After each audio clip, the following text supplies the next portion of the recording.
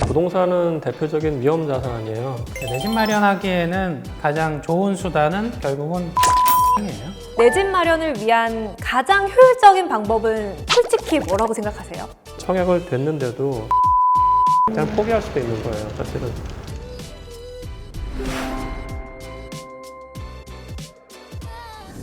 여러분들에게 도움이 되는 정보를 하나라도 더 알려드리기 위한 교수님과 연구원님의 열기 덕분에 지금 스튜디오가 굉장히 뜨겁습니다. 하지만 2021 부동산 전망 본격적인 시작은 지금부터입니다. 저희가 이번 컨텐츠를 준비하면서 일명 불인이들에게 평소에 궁금했던 부동산 관련한 많은 사연들을 받아왔는데요. 바로 2021 부동산 전망 불인이의 아무 질문 응답하기 시간입니다. 그럼 바로 첫 번째 사연부터 읽어보겠습니다. 제목, 결혼해야 하는데 집이 없어요. 결혼을 앞둔 서울 사는 30대 남자입니다. 요즘 전세 때문에 여자친구랑 한숨만 늘고 있어요. 진짜 몇 달 전만 해도 이 정도는 아니었는데 전세가 너무 없어요. 월세도 생각보다 비싸고요. 이 전세가 앞으로도 계속 힘들까요? 월세로 살면서 청약을 노리는 게 최선일까요? 라고 사연을 보내주셨습니다. 전세 물량이 없어서 힘든 예비 부부의 사연인데요. 이 첫 번째 사연남 어떻게 해야 될까요? 좀 무사히 결혼을 할 수 있도록 두 분 명쾌한 답변 부탁드리겠습니다. 월세 대비 전세금 수준과의 비교를 통해서 사실 본인이 가지고 있는 자산 여건에서 합리적이냐 이 부분을 따져보셔야 되고, 그리고 이제 그런 부분들을 통해서 결국은 이루려는 거는 내 집 마련이잖아요. 네. 내 집 마련하기에는 현존하는 가장 좋은 수단은 결국은 분양시장이에요. 이게 청약 경쟁률이 어마무시하다는 말이죠. 그렇죠.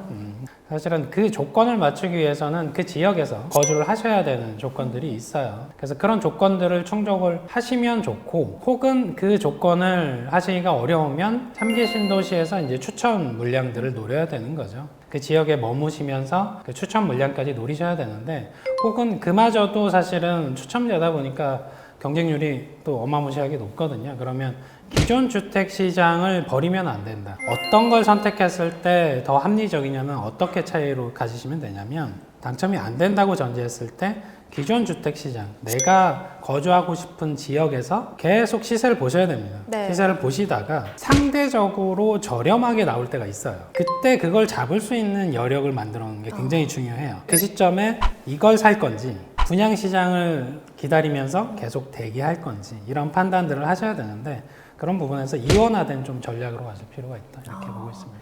그렇군요.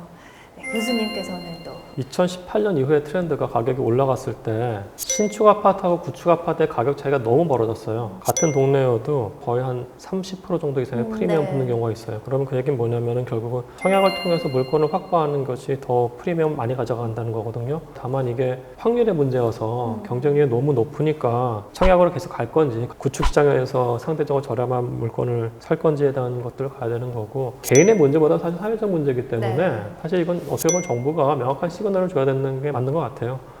그렇습니다. 통계 자료만 봐도 2019년 하반기 이후에 전 지역에서 전세가 상승, 이 전세가 상승률이 매매가 상승률을 역전하는 등 전세 시장이 얼마나 과열됐는지를 알 수가 있는데요. 교수님이 보시기에는 올해는 전세 시장 분위기가 어떨까요? 이 물량이 좀 늘어날까요? 아니면 월세가 늘어날까요? 우선은 저는 임대차 3법은 찬성을 해요. 찬성을 하는데 시기적으로 지금 들어가겠다는 게 잘못된 거고, 왜냐면 우리나라 세입자 보호가 약하기 때문에요. 근데 집주인이라고 하면 당연히 쫓아내고 올릴 거예요. 네. 근데 이게 물건을 봤을 때 세대당 한 1% 정도 나오더라고요. 그러니까 1000세대 있으면 10세대가 나와요. 그러니까 약간 풀리긴 했어요. 네. 다만 문제는 그게 가격이 저렴한 게 아니고 굉장히 비싸졌다는 거. 예. 근데 이 상황이 사실은 빨리 해소될 것인가? 그건 그렇지가 않을 거예요. 왜냐면은 이런 임대차 시장은 무조건 공급하고의 싸움이에요. 근데 지금 2021년 현재 공급의 어떤 생각보다 좀 작거든요. 그래서 아마 이 트렌드를 부정할 수는 없을 것 같아요. 예.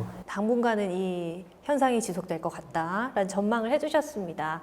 이어서 두 번째 사연도 바로 읽어볼게요. 제목, 서울 아파트를 팔아도 될까요? 입니다. 서울 마용성 지역에 구축 아파트를 갖고 한 채 있습니다. 코로나로 재택근무도 많고 집에 있는 시간이 많다 보니까 좀 넓고 쾌적하게 살고 싶어서 지금 집을 팔고 광화문 출퇴근이 가능한 경기도로 평수를 넓혀가고 싶은데요.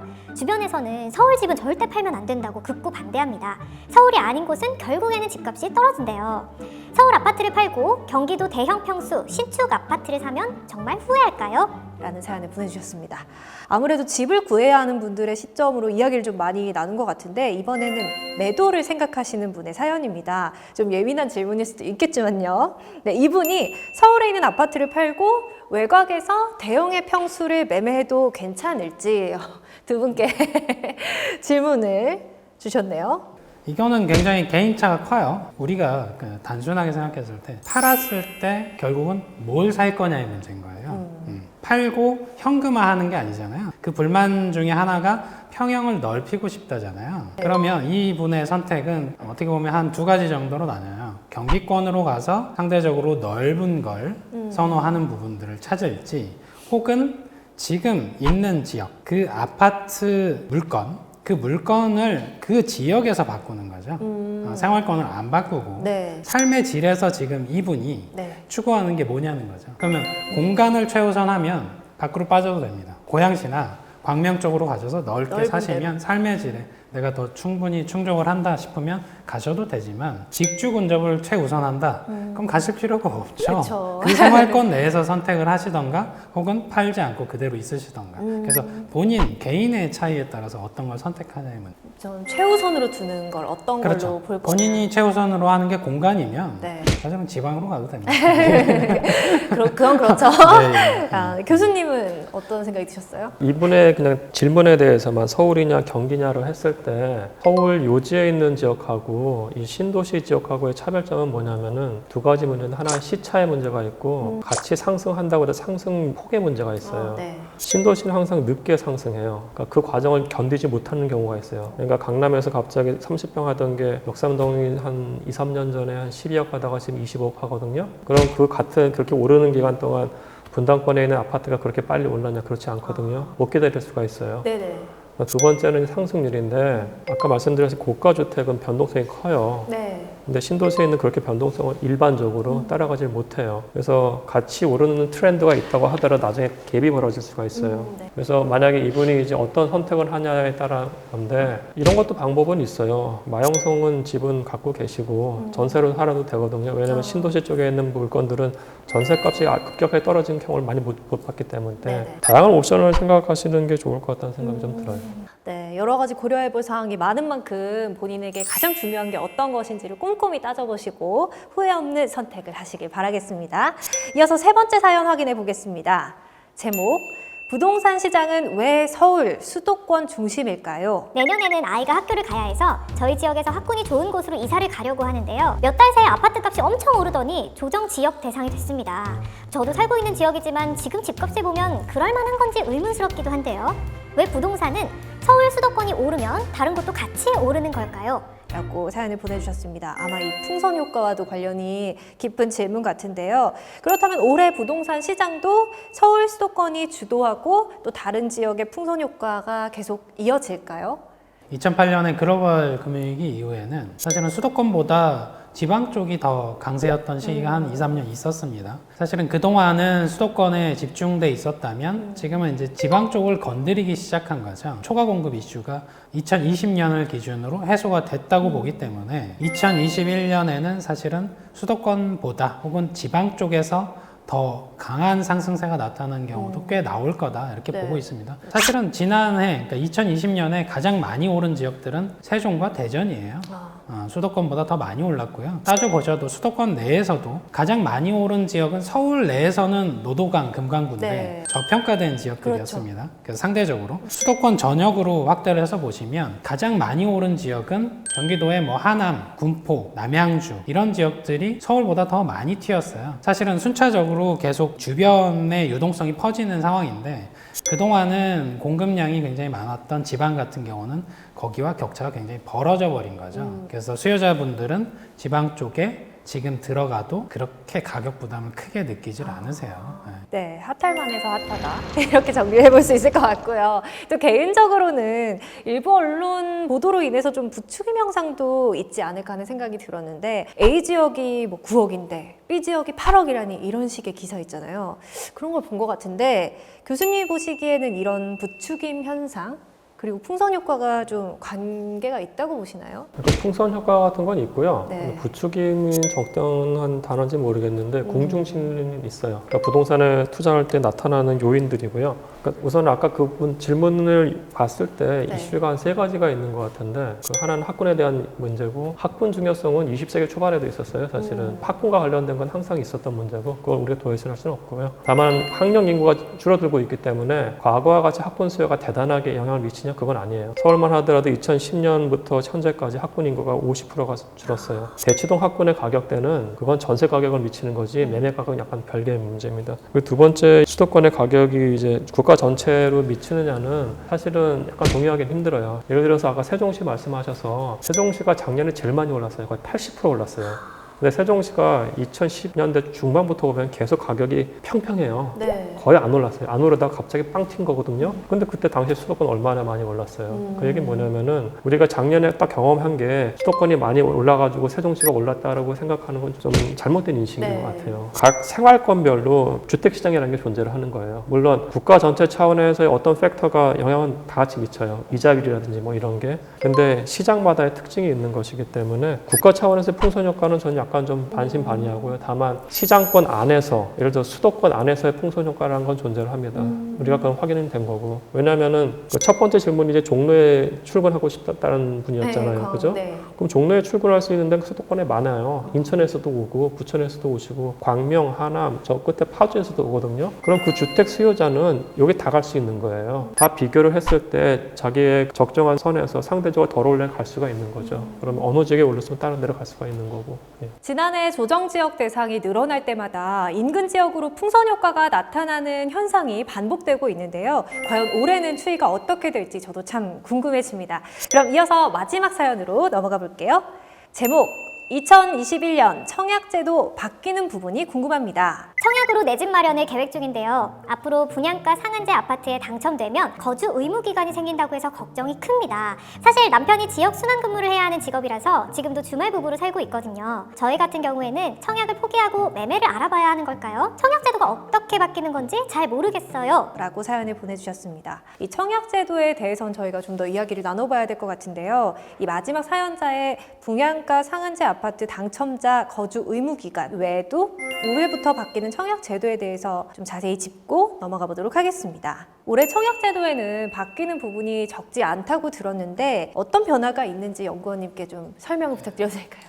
청약과 관련해서 최근에는 이제 뭐 청포족이라 그래서 청약 포기하는 사람들도 생기긴 합니다만 네. 포기하실 필요까지는 없고 첫 번째 관심 있게 보셔야 되는 건 1월에 이제 신혼부부와 생애 최초와 관련된 소득 조건이 좀 완화가 됩니다. 혼자 벌 때 그때는 한 100% 기준으로 받고 맞벌이는 120% 수준까지 받는데 작년까지는 그랬습니다. 근데 올해 1월부터는 이게 120% 맞벌이 140% 수준까지 확대가 됩니다. 한마디로 그 신혼부부 조건을 충족할 수 있는 소득 저변이 확대가 됐으니까 네. 사실은 경쟁률은 좀 높아지는 요인이긴 해요. 다만 특별공급 조건으로 공급되는 물량의 70% 수준은 일단 기존 소득 조건에 해당되는 사람한테만 먼저 공급을 합니다. 그리고 나머지 30%를 지금 완화된 조건에 해당되시는 분들한테 공급을 하기 때문에 경쟁이 과하게 오를 거다라고 네. 생각하실 필요는 없고요. 그리고 그 올해 2월부터는 전매 제한 기간을 위반하게 되면 10년 동안 이제 청약을 못 하게 되는 조건들이 있으니까 사실은 법에서 정한 거는 지키셔야겠죠. 네. 지키고 가셔야 되고 분양가 상한제와 관련된 조건들이 본격적으로 올해부터 이제 시행되는 조건들이 있습니다. 특히 이제 거주 의무 기간과 관련된 사항인데요. 일단 공공주택에서 사실상 주변 시세의 80% 이하의 공급을 받게 되시면 5년 의무 거주를 하셔야 되고요. 그리고 80%에서 100% 이내에서 분양을 받으시면 3년 거주를 하셔야 됩니다. 다만 민영에선 좀 틀려요.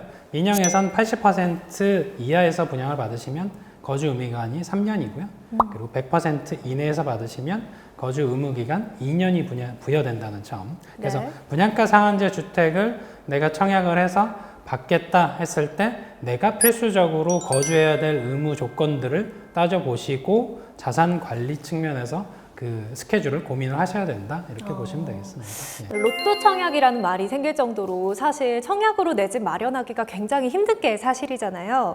올해 바뀐 청약 제도로 인해서 경쟁률이 더 올라가는 거 아니냐 이렇게 염려하는 분도 계시고 또 한편으로는 오히려 내 집 마련 시기가 더 빨라질 수도 있겠다 이렇게 긍정적으로 보시는 분도 계신데 바뀐 청약 제도로 인한 시장의 변화는 좀 어떻게 흘러갈지 예측을 하시나요? 여전히 청약으로 했을 때 프리미엄 붙기 때문에 청약을 하는 게 맞고요. 그래서 청약으로 이제 당첨된 사람들은 굉장히 좋은 케이스입니다만은 당첨 안 된 사람들은 좀 심란할 수도 있을 것 같고 다만 이제 청약을 당첨됐다고 하더라도 본인의 금융 스케줄을 잘 짜셔야 될 것 같아요, 미리. 왜냐하면 분양가 9억 이상에 대해서는 중도금 대출이 아마 묶을 거거든요. 그리고 이제 두 번째는 들어가는 시점에 그게 이제 15억 이상이라 되면 잔금도 지금 대출을 안 해준다는 규정이 나올 거예요. 그러면은 이제 본인이 스케줄이 굉장히 잘 해야 되고 근데 저는 이게 역시 이건 정책의 이슈인데 사실은 청약제도라는 게 어떻게 보면은 원래의 목적 자체는 좀 사회적 약자가 주택을 보유할 수 있는 기회를 준다는 거거든요. 그렇게 본다고 하면은 이 약자한테 금융 조건 같은 것들은 정책적으로 좀 더 그 페이버를 줘야 돼요. 그러면 묶는 게 아니고 좀 더 이 사람들이 살 수 있는 여건을 마련해 줘야 되는 건데 만약에 이런 식으로 과도하게 묶는다고 하면은 청약을 됐는데도 내가 이래 내 스케줄 자금 스케줄이 안 되겠네 하고 사회적 약자는 포기할 수도 있는 거예요, 사실은. 근데 오히려 이렇게 나온다고 하면은 돈 있는 사람만 살 수가 있는 거거든요. 그럼 정책의 목적하고 좀 반대되니까 좀 그런 부분은 좀 신경을 써야 될 거고요. 그 다음에 두 번째는 이제 청약제도 계속 얘기가 나오는 것 중에 하나는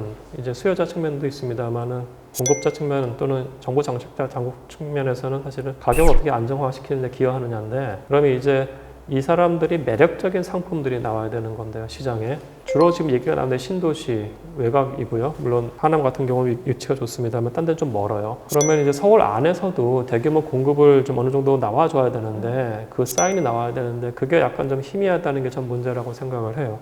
정부에서는 임대 물량도 공격적으로 늘린다 이렇게 이야기를 하는 등 공급 물량이 적진 않지만 그럼에도 실구매자 입장에서는 여전히 좀 부족하게만 느껴지잖아요. 두 분이 보시기에는 이 현 시점에서 내 집 마련을 위한 가장 효율적인 방법? 그런 건 뭐라고 생각하시나요? 네. 그러니까 내 집 마련할 때 단계를 밟으셔야 돼요. 자산은 한정돼 있잖아요. 10억의 자산을 가지고 있는 사람과 3억 원 정도의 자산을 가지고 있는 사람이 사실은 보는 건 똑같아요. 똑같이 신축을 원합니다. 네. 근데 자산이 3억이신 분, 10억이신 분 선택지가 다르지 않아요. 그럼요. 근데 이 부분들을 간과를 하세요, 계속. 사실은 선택지도 나누셔야 돼요. 단계별로. 신축을 선호하지만 신축엔 갈 수 없어. 그러면 준신축. 원래 신축보다는 좀 저렴해요. 준신축이. 그 준신축도 내 자산 여건에 맞지 않으면 사실은 구축으로 가셔야 되는 거예요. 네. 이제는 비아파트 유형에서도 찾으셔야 되는 거예요. 거기서 상대적으로 마찬가지로 가격 수준 대비 상대적으로 싸게 나오는 것들을 찾으셔야 돼요. 교수님께서 보시기에는 효율적인 방법.